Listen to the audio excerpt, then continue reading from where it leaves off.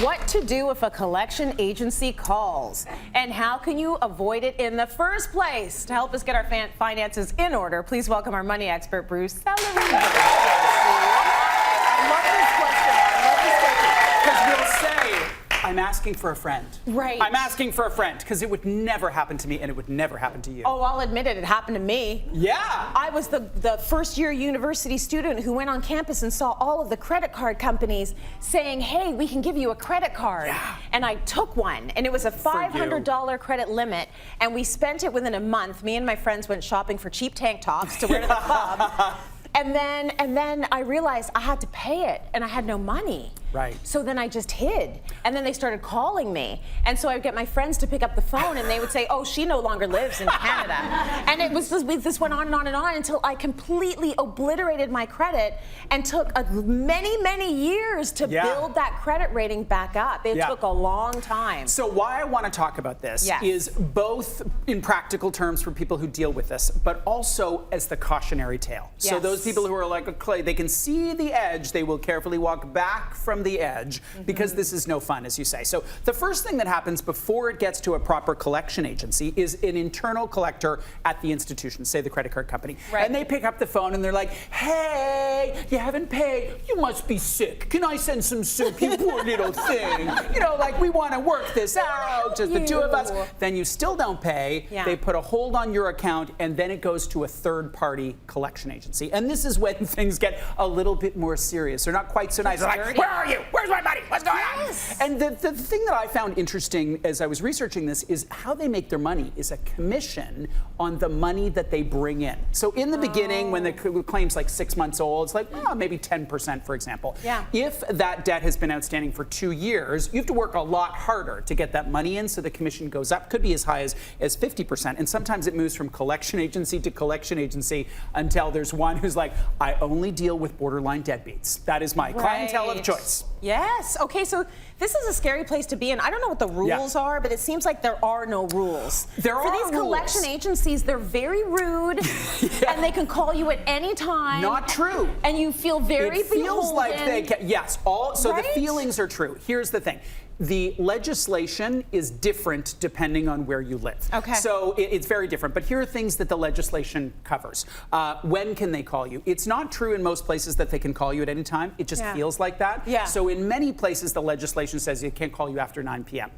Well, that's good. How they can contact you: phone call, email, fax. You can ask them, if they haven't, to send you a written notice of the debtor and the amount.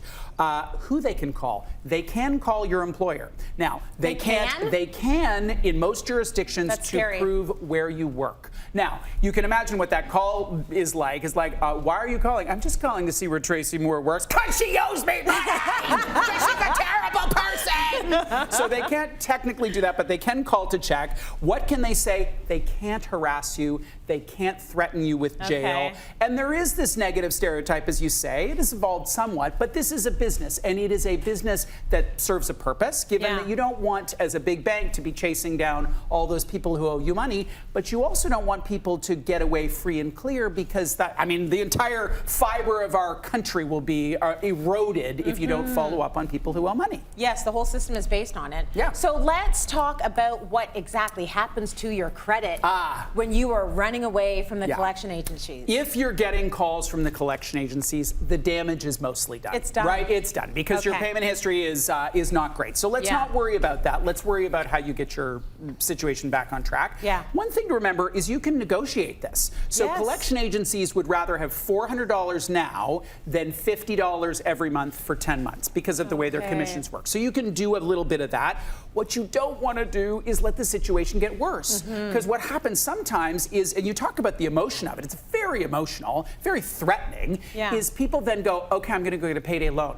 So I'm going to borrow $200 just to pay the minimum payment off, or I'm going to call Tony Soprano, and he is going to cover me. So you get yourself into these worse and worse situations with higher and higher interest rates. So we all need to pause and not do that and not let it get any worse.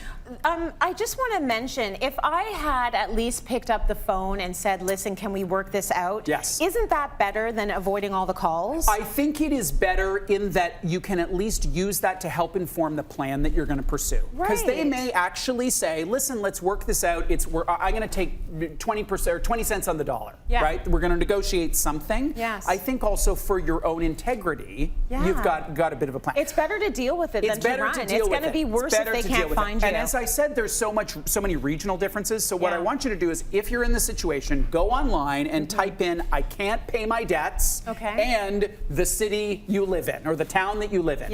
Because that's going to show all of the government websites, and they're actually quite good. Like, here are your rights, here's what you can expect. There are basically 3 things you can do. First is some sort of a repayment plan, debt relief, consumer proposal, some sort of way to say, I can't pay the whole thing, but I could pay 20% of it, and I could do that over the course of 12 months. The second is a bankruptcy filing, which has big pros, big cons on that. It takes a long time to get that off your record. The third one, which people don't necessarily think about, do nothing.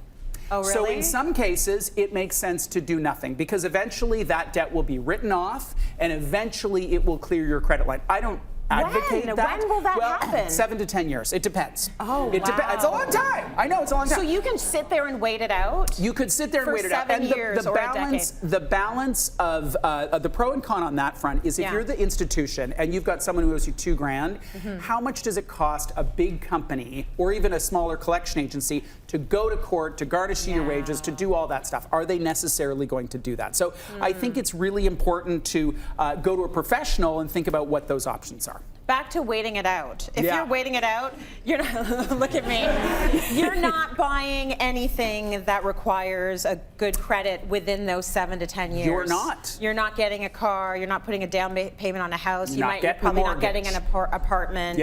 Okay, so these are some of the cons. Anything else you want to throw in there? I want to throw one thing is, if you're close to the edge and you feel like the debt is a burden, number 1, write it all down so you have a clear snapshot of your debts. Number 2, you've got to improve your cash flow. That's what it boils down to. And number 3, choose some sort of repayment if you want to get things back on track. For some people, it's high interest rate. For some people, it's low balance. There's not a better or a worse. But just get working on a plan. Listen, I make light of it because it happened during university, but there's never been a time that people have had less money. So I'm very happy that you're talking about this. There are a lot of people in debt. And so there's a way you can handle it and not have to carry around that anxiety and stress with you all the time. So these are really good tips. Pull head out of sand. Yes, absolutely. Thank you, Bruce.